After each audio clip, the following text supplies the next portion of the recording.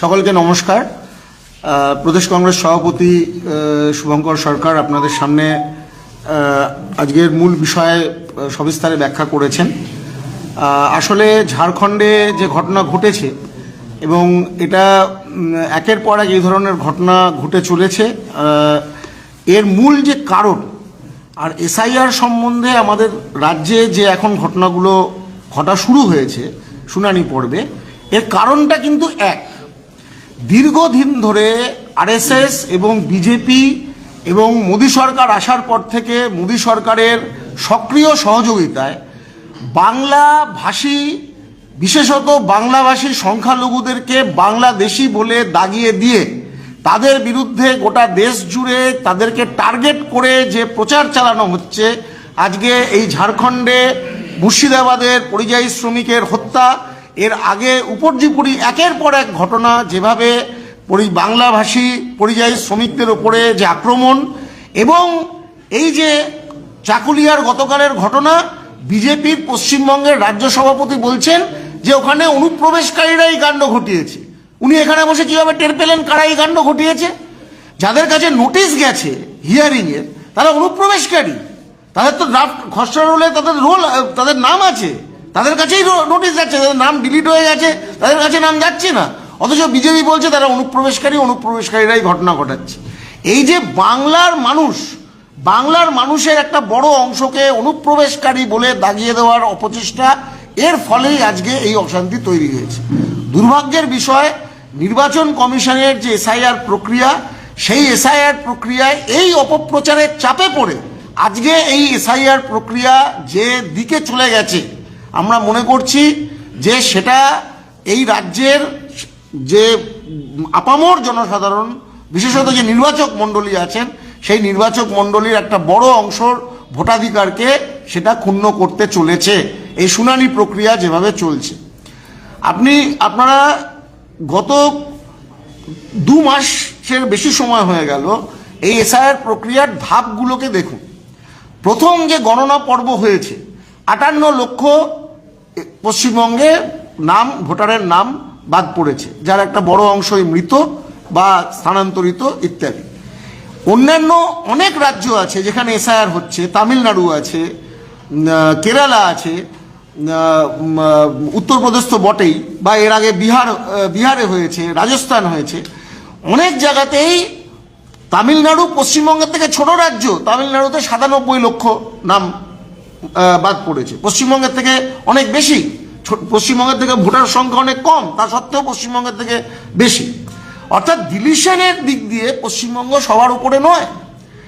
তাই আজকে বিশেষত বিজেপির চাপে এসে নির্বাচন কমিশন বাড়তি উৎসাহী হয়ে, বাড়তি উৎসাহ দেখিয়ে, বাড়তি অত্যুৎসাহ দেখিয়ে আজকে জেনুইন ভোটারদের নাম কাটার জন্য এই লজিক্যাল ডিসক্রিপেন্সি ক্রাইটেরিয়া তারা ব্যবহার করছে। কোনো বাকি যে আরও 11টা রাজ্য এবং কেন্দ্রশাসিত অঞ্চলে এসআইআর চলছে, কোথাও এত বড় সংখ্যায় লজিক্যাল ডিসক্রিপেন্সির নামে নোটিশ দেওয়া হচ্ছে না। অথচ পশ্চিমবঙ্গে আমরা জানতে পারছি যে প্রথমে 32 লক্ষ মানুষকে এসআইআরের 2002 রোলের সাথে লিঙ্কিং হয়নি বলে নোটিশ পাঠানো হয়েছিল, সেই অধ্যায় প্রায় শেষ হয়ে গেছে, সেই শুনানি এখন আর হচ্ছে না। কিন্তু এখন যে শুনানি হচ্ছে তার যে ভিত্তিটা লজিক্যাল ডিসক্রিপেন্সি বলে বলা হচ্ছে, আমরা মনে করছি প্রদেশ কংগ্রেসের পক্ষ থেকে যে এটা আদপেও লজিক্যাল নয় এবং এটা আইনসম্মত নয়, এর কোনো আইনি বৈধতা নেই। এবং তার জন্য এটা বিস্তারিতভাবে বলা হয়েছে, আমি এর মধ্যে যাচ্ছি না। কিন্তু এই লজিক্যাল ডিসক্রিপেন্সির যে পুরো ভিত্তিটা, এর কোনো উল্লেখ এসআইআর এর যে অরিজিনাল নোটিফিকেশন, যেটা বিহারের এসআইআর এর আগে হয়েছিল, তাতে নেই। এর কোনো উল্লেখ 27 অক্টোবর পশ্চিমবঙ্গের জন্য এবং 12টা রাজ্যের এসআইআর এর জন্য যে এইভাবে লজিক্যাল ডিসক্রিপেন্সির ভিত্তিতে মানুষকে নোটিশ দেওয়া হবে, তার কোনো উল্লেখ নেই। কোথা থেকে এই লজিক্যাল ডিসক্রিপেন্সির বিষয়টা এলো, আইনের কোন ধারায়, কোন সাংবিধানিক নীতি মেনে এটা হচ্ছে, এইগুলো আমাদের প্রশ্ন। এবং যেভাবে খবরের কাগজে আসছে কোনো তথ্য নির্বাচন কমিশন তার অফিসিয়াল রিলিজে সে বলছে যে 6 নম্বর ফর্ম জমা পড়ছে, তার প্রায় 4.5 লাখ ছাড়িয়ে গেছে। অফিসিয়াল রিলিজে বলছে যে ডিলিশনের জন্য 40,000 জমা পড়েছে। কিন্তু কত লোককে হিয়ারিংয়ে নোটিশ পাঠানো হচ্ছে, তার মধ্যে কতজন আসছে, সেই হিয়ারিংয়ে যারা আসছেন তাদের হিয়ারিংয়ে কি পরিণাম হচ্ছে, তাদের নাম থাকবে না থাকবে না, এই কোনো তথ্য না যারা হিয়ারিংয়ে যাচ্ছেন তাদেরকে জানানো হচ্ছে, না তার যে সার্বিক যে সংখ্যাটা সেটা জনগণের সামনে রাখা হচ্ছে। এটা অস্বচ্ছ প্রক্রিয়া, এবং এই অস্বচ্ছ প্রক্রিয়ার মধ্যে আগে থেকে নোটিশ না দিয়ে রাত্রেবেলা ফোন আসছে আপনাকে হিয়ারিং কেন্দ্রে আসতে হবে, এবং তার ভিত্তিটা কি সেটা পর্যন্ত জানানো হচ্ছে না।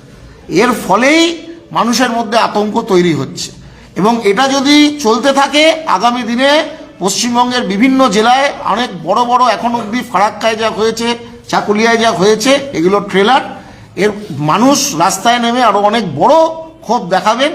সেই জন্য আমরা প্রদেশ কংগ্রেসের পক্ষ থেকে যাতে নির্বাচনের আগে একটা অসুস্থ পরিবেশ রাজ্যে তৈরি না হয়, এবং ইলেকটোরাল রোলের একটা স্যাংটিটি আছে, তা আমরা চাই যে ইলেকটোরাল রোল সুস্থভাবে তৈরি হোক, যাতে এর আগে পুরো রাজ্যে এই প্রক্রিয়াটা যাতে ভণ্ডুল না হয়ে যায়।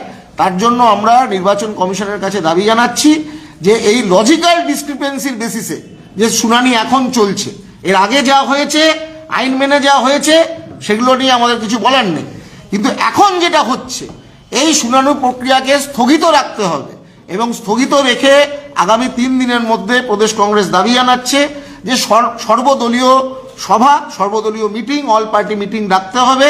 রাজ্যের মুখ্যমন্ত্রী সহ সমস্ত যে রিকগনাইজড রাজনৈতিক দল আছে তাদের সাথে এই যে লজিক্যাল ডিসক্রিপেন্সি নিয়ে যে চূড়ান্ত অরাজকতার একটা পরিস্থিতি তৈরি হয়েছে, এই নিয়ে আলোচনা করতে হবে। আলোচনা করার পরেই এই বিষয়ে ভবিষ্যতের পদক্ষেপ নিতে হবে। এসহ আরও বেশ কিছু দাবি আমরা জানিয়েছি, যেটা আপনাদের লিখিত আকারে দেওয়া হয়েছে। মূল দাবি হচ্ছে যে এই লজিক্যাল ডিসক্রিপেন্সির বেসিসে শুনানি প্রক্রিয়াকে স্থগিত রাখতে হবে এবং সর্বদলীয় বৈঠক অবিলম্বে ডাকতে হবে।